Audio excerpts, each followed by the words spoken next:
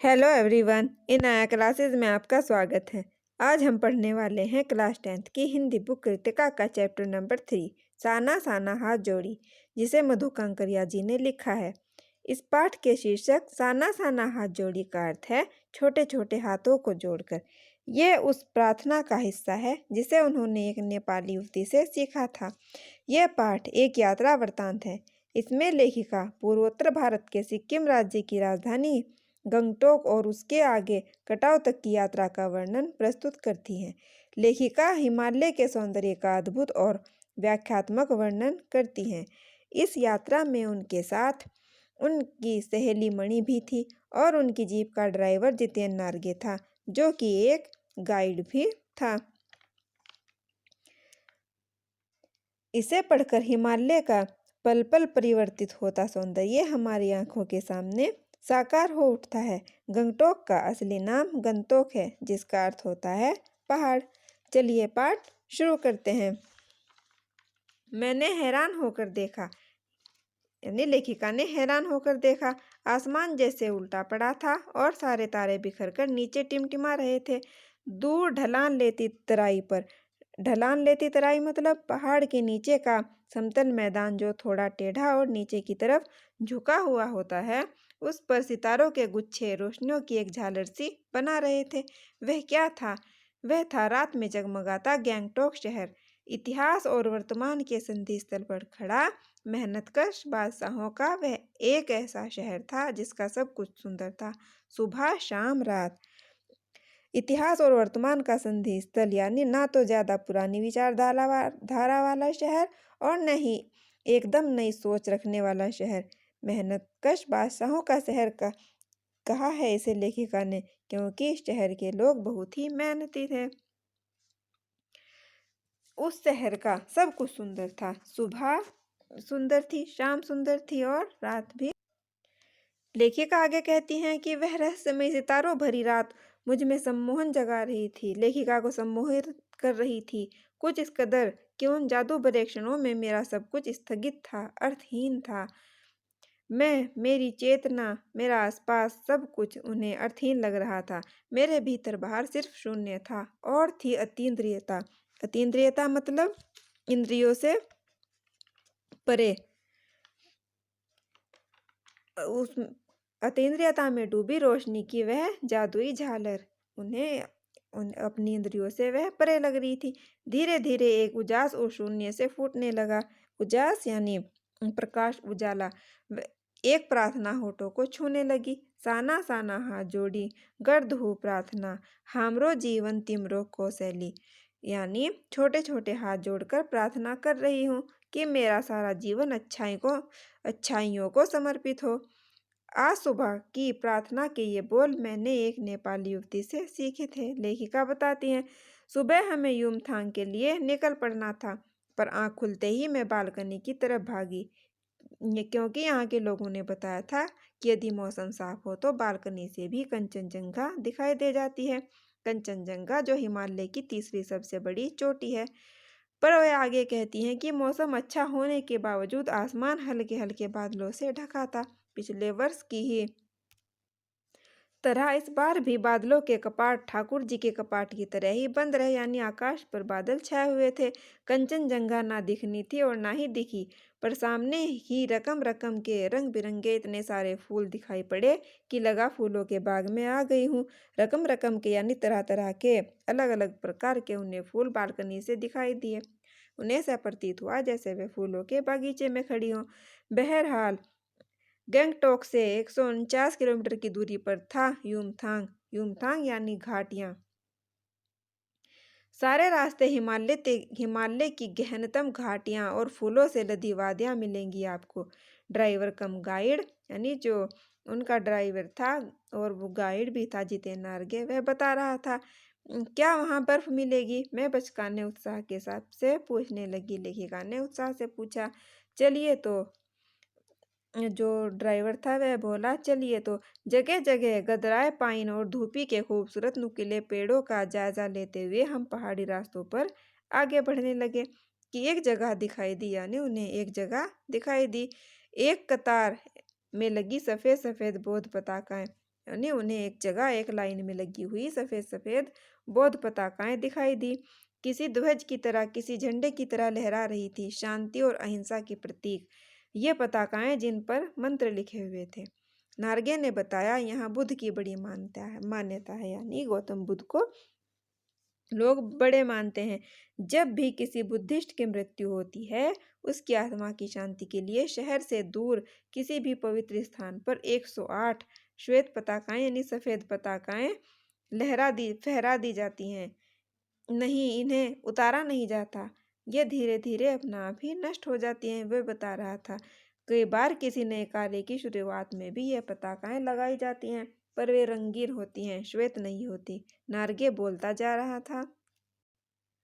लेखिका कहती हैं कि नार्गे बोलता ही जा रहा था और मेरी नज़र उसकी जेब में लगी हुई दलाई लामा की तस्वीर पर टिकी हुई थी। कई दुकानों पर भी मैंने दलाई लामा की ऐसी ही तस्वीर देखी थी। आगे वे कहती हैं कि हिचकोले खाती हमारी जीप थोड़ी और आगे बढ़ी। अपनी लुभावनी हंसी बिखेरते हुए जितेन बताने लगा, यानी जितेन हंसते हुए कहने लगा, इस जगह का नाम है कवि लॉन्ग स्टॉक। यहाँ गाइड फिल्म की शूटिंग हुई थी। तिब्बत के चीस खेबमसन ने लेपचाओं के शोमेन से कुंजतेक के साथ संधि पत्र पर यही हस्ताक्षर किए थे। एक पत्थर यहाँ स्मारक के रूप में भी है। लेपचा और भूटिया सिक्किम की इन दोनों स्थानीय जातियों के बीच चले सुदीर्घ झगड़ों यानी बहुत दिनों तक चले झगड़ों के बाद शांति वार्ता का यह शुरुआती स्थल है। यहाँ से शांति वार्ता शुरू हुई थी। उन्हीं रास्तों पर मैंने देखा एक कुटिया के भीतर घूमता हुआ चक्र। ये क्या? लेखिका ने पूछा, ये क्या है? तो नॉर्गे कहने लगा, मैडम ये धर्म चक्र है, पेयर व्हील। इसको घुमाने से सारे पाप धुल जाते हैं। क्या? चाहे मैदान हो या पहाड़, तमाम वैज्ञानिक प्रगतियों के बावजूद इस देश की आत्मा एक जैसी है। लोगों की आस्थाएं, विश्वास, अंधविश्वास, पाप पुण्य की अवधारणाएं और कल्पनाएं एक जैसी हैं। लेखिका ने सोचा। लेखिका आगे बताती हैं कि रफ्ता रफ्ता यानी धीरे धीरे हम ऊंचाई की ओर बढ़ने लगे। बाजार, लोग और बस्तियां सब पीछे छूटने लगे। अब परिदृश्य से चलते चलते स्वेटर बुनती नेपाली युवतियां और पीठ पर भारी भरकम कार्टून धोते बोने से दिखते बहादुर नेपाली ओझल हो रहे थे। यानी जो उन्हें रास्ते में स्वेटर बुनती हुई नेपाली युवतियां और पीठ पर भारी भारी कार्टून ढोते जो बोने से दिखाई दे रहे थे नेपाली बहादुर युवक, वह अब नहीं दिख रहे थे।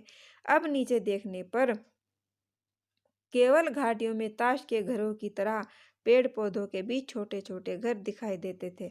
हिमालय भी अब छोटी छोटी पहाड़ियों के रूप में नहीं था, वरन वह अपने एक विराट एवं रूप एवं वैभव के साथ सामने आने वाला था।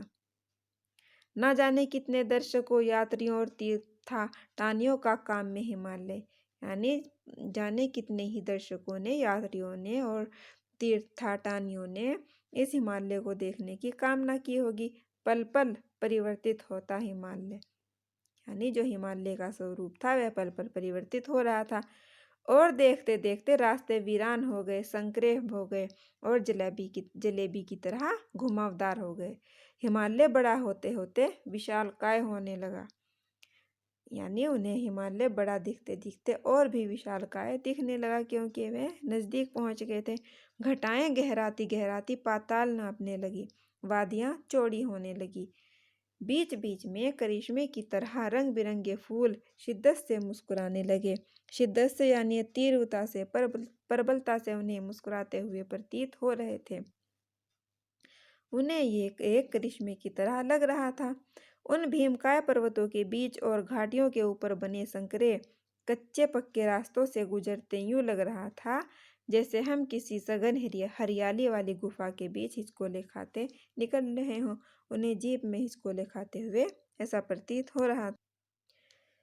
वे आगे कहती हैं कि इस बिखरी हुई असीम सुंदरता का मन पर यह प्रभाव पड़ा, यानी जो चारों ओर यह सुंदरता बिखरी हुई थी जिसकी कोई सीमा ही नहीं थी, कि सभी इसका यह प्रभाव पड़ा कि सभी सैलानी झूम झूम कर गाने लगे, सुहाना सफ़र और ये मौसम हंसी। पर वे कहती हैं कि मैं मौन थी, किसी ऋषि की तरह शांत थी, चुप थी। मैं चाहती थी कि इस सारे परिदृश्य को अपने भीतर भर लूं, पर मेरे भीतर कुछ बूंद बूंद पिघलने लगा था। जीप की खिड़की से मुंड या निसर निकालकर मैं भी कभी आसमान को छूते पर्वतों के शिखर को देखती, तो कभी ऊपर से दूध की धार की तरह झरझर गिरते जलप्रपातों को यानी झरनों को देखती, तो कभी नीचे चिकने चिकने गुलाबी पत्थरों के बीच इठला इठला कर बहती चांदी की तरह कौंध मारती बनी ठनी तीस्ता नदी को, यानी जो नीचे जो तीस्ता नदी बह रही थी। कभी लेखिका उसे देखने लगती, उसे नदी गुलाबी पत्थरों के बीच जो नदी बह रही थी वह उन्हें ऐसा लग रहा था जैसे इठला इठला कर बह रही हो, चांदी की तरह कौन मारती। सिलीगुड़ी से ही हमारे साथ थी ये तीस्ता नदी, पर यहाँ उसका सौंदर्य पराकाष्ठा पड़ता है। इतनी खूबसूरत नदी मैंने पहली बार देखी थी, लेखिका कहती हैं। मैं रोमांचित थी, पुलकित थी, चिड़िया की पंखों की तरह हल्का महसूस कर रही थी। मेरे नगपति मेरे विशाल, मैंने हिमालय को सलामी देनी चाहिए कि तभी जीप एक जगह रुकी। जैसे ही लेखिका ने हिमालय को सलामी देनी चाहिए कि जीप एक जगह रुक गई। खूब ऊंचाई से पूरे वेग के साथ ऊपर शिखरों के भी शिखर से गिरता फेन उगलता झरना उन्हें दिखाई दिया। इसका नाम था सेवन सिस्टर्स वाटरफॉल। फ्लैश चमकने लगे। सभी सैलानी इन खूबसूरत लम्हों की रंगत को कैमरे में कैद करने में मशगूल हो गए, यानी व्यस्त हो गए। आदिम युग की किसी अभिशप्त राजकुमारी सी मैं भी नीचे बिखरे भारी भरकम पत्थरों पर बैठ झरने के संगीत के साथ ही आत्मा का संगीत भी सुनने लगी। लेखिका आगे कहती हैं कि आदिम युग की किसी अभिशप्त यानी शापित राजकुमारी की तरह वह भी नीचे भारी भारी पत्थरों पर बैठकर झरने के संगीत के साथ ही आत्मा का संगीत भी सुनने लगी, यानी अपनी आत्मा की आवाज़ भी सुनने लगी। थोड़ी देर बाद ही बहती जलधारा में पांव डुबोया। पानी में उन्होंने पैर डुबाए तो भीतर तक भीग गई। उन्हें ऐसा प्रतीत हुआ मन काव्यमय हो उठा, सत्य और सौंदर्य को छूने लगा।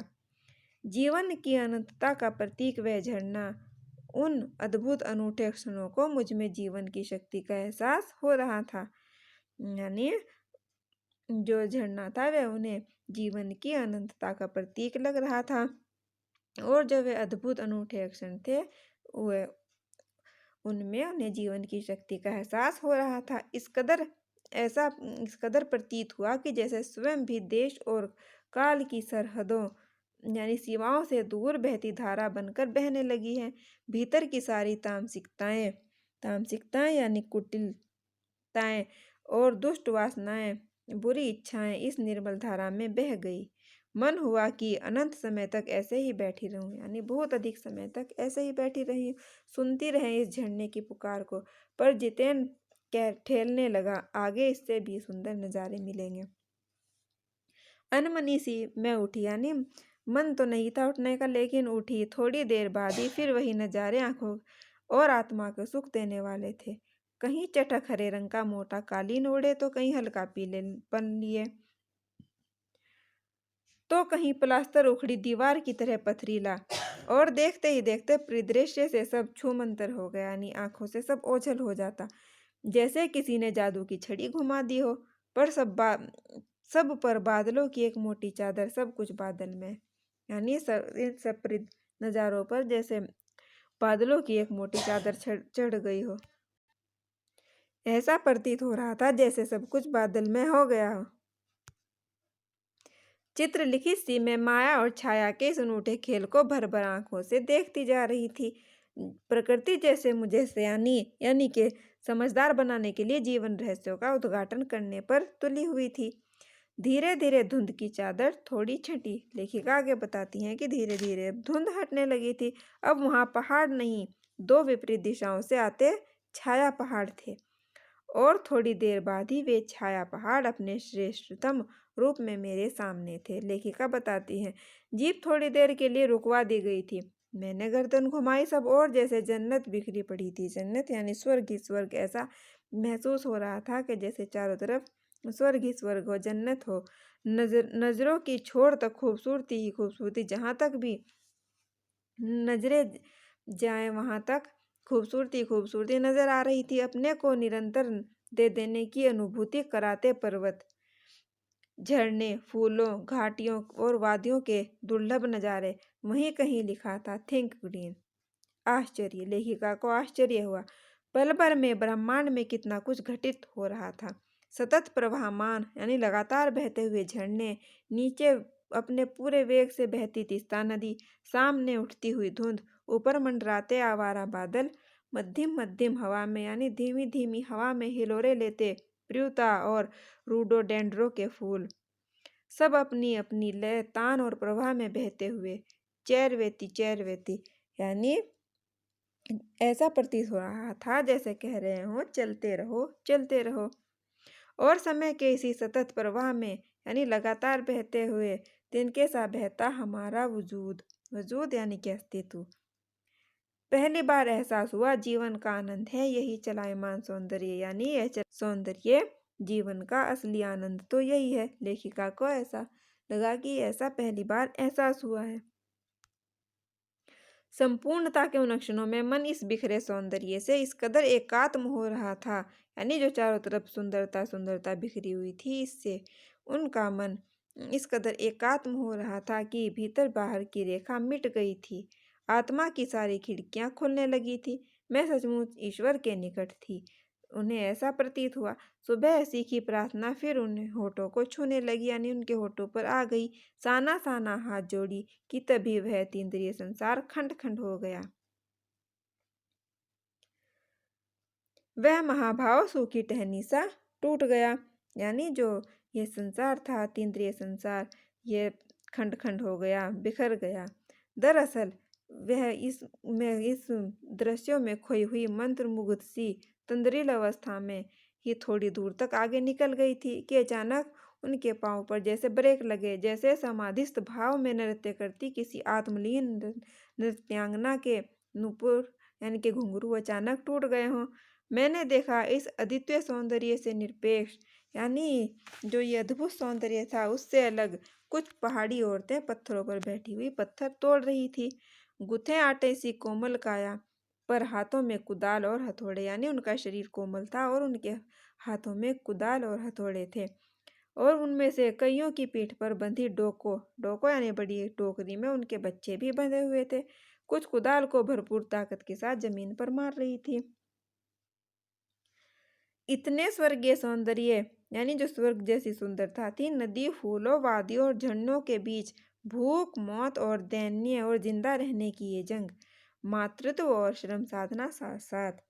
वहीं पर खड़े बीआरओ यानी बोर्ड रोड ऑर्गेनाइजेशन के एक कर्मचारी से मैंने पूछा, क्या हो रहा है यह? तो उसने चुहलबाजी के अंदाज में कहा, यानी कि मजाक के अंदाज में बताया कि जिन रास्तों से गुजरते हुए आप इन हिम शिखरों यानी कि जो बर्फ से ढकी हुई चोटियां थी उनसे टक्कर लेने जा रही हैं, उन्हीं रास्तों को ये पहाड़ी औरतें हैं जो चौड़ा बना रही हैं। तो लेखिका के मुंह से अचानक निकला कि ये तो बड़ा खतरनाक कार्य होगा ये। वह तो इस पर वह बीआरओ का जो कर्मचारी था वह संजीदा हो गया, सीरियस हो गया। कहने लगा, पिछले महीने तो एक की जान भी चली गई थी। बड़ा दुसाध्य कार्य है ये पहाड़ों पर रास्ता बनाना। पहले डायनामाइट से चट्टानों को उड़ा दिया जाता है, फिर बड़े बड़े पत्थरों को तोड़ मोड़ कर एक आकार के छोटे छोटे पत्थरों में बदला जाता है। फिर बड़े से बड़े जाले में उन्हें लंबी पट्टी की तरह बिठाकर कटे रास्तों पर बाड़े की तरह लगाया जाता है। जरा सी चूक और सीधा पाताल प्रवेश, यानी जरा सी चूक होने पर मृत्यु निश्चित है। और तभी मुझे ध्यान आया, यानी लेखिका को ध्यान आया कि इन्हीं रास्तों पर एक जगह सिक्किम सरकार का बोर्ड लगा था जिस पर बड़े बड़े अक्षरों में लिखा था, ever wondered who defied death to build these roads, यानी आप ताज्जुब करेंगे इन रास्तों को बनाने में लोगों ने मौत को भी झुठलाया है। एकाएक मेरा मानसिक चैनल बन डाला, यानी कि एकाएक लेखिका ने सोचा और उनका मन पीछे घूम गया। इसी प्रकार एक बार पलामू और गुमला के जंगलों में उन्होंने देखा था कि पीठ पर बच्चे को कपड़े में बांधकर पत्तों की तलाश में वन वन डोलती आदिवासी युवतियों को उन्होंने देखा था। उन आदिवासी युवतियों के फूले हुए पांव और इन पत्थर तोड़ती पहाड़िनों यानी पहाड़ी औरतों के हाथों में पड़े ठाटे। जो पत्थर तोड़ने से हाथों में गांठ पड़ गई है, वो एक ही कहानी कह रहे हैं, एक ही बात कह रहे हैं कि आम जिंदगियों, आम आदमी की जो जिंदगियों की कहानी है वह हर जगह एक सी है कि सारी मलाई एक तरफ, सारे आंसू, अभाव और यातनाएं और वंचना एक तरफ। और तभी मेरी सहयात्री मणि यानी जो उनकी सहेली थी, उनके साथ यात्रा कर रही थी मणि और जितेन, मुझे खोजते खोजते ढूंढते ढूंढते वहां तक आ गए थे। मुझे गमगीन यानी दुखी देखकर जितेन कहने लगा, मैडम ये मेरे देश की आम जनता है, इन्हें तो आप कहीं भी देख लेंगी। आप इन्हें नहीं देखें, पहाड़ों की सुंदरता को देखिए जिसके लिए आप इतने पैसे खर्च करके यहाँ आई हैं। ये देश की आम जनता नहीं, जीवन का प्रति संतुलन भी है। ये वेस्ट एट रिपेइंग है, यानी कि कम लेकर ज़्यादा देना। कितना कम लेकर ये समाज को कितना अधिक वापस लौटा देती हैं, यानी कम पारिश्रमिक मिलता है इन्हें और ये परिश्रम ज़्यादा करती हैं। मन ही मन में सोचा, लेखिका ने ये मन ही मन सोचा कि ये देश की आम जनता ही नहीं, जीवन का प्रति संतुलन भी है। हम वापस जीप की ओर मुड़ने लगे कि तभी मैंने देखा कि वे श्रम सुंदरियां जो पत्थर तोड़ रही थी, वे किसी बात पर इस कदर खिलखिलाकर हंस पड़ी थी कि जीवन लहरा उठा था और वह सारा खंडर यानी मानो ताजमहल बन गया था। लेखिका को ऐसा प्रतीत हो रहा था। यहाँ पर इस चैप्टर का पहला पार्ट समाप्त होता है। आशा है आपको वीडियो समझ में आया होगा। अगर हाँ तो वीडियो को लाइक करें, शेयर करें और चैनल को सब्सक्राइब करना मत भूलें।